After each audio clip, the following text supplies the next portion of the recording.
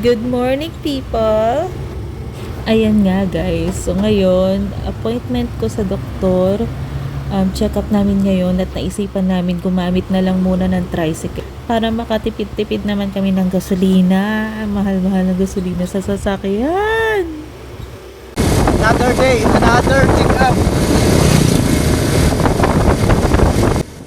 O, diba? Ang saya-saya pa namin mag-flex ng tricycle kasi ngayon lang namin ginamit yung tricycle papuntang San Fernando.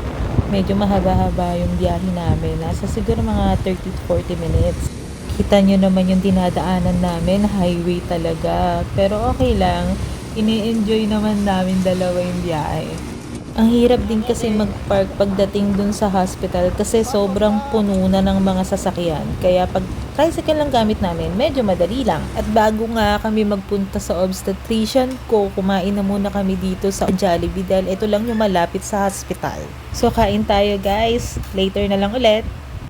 2,000 years later. So ayan, after 5 to 6 hours natapos din ng check-up namin. Pauwi na kami ngayon.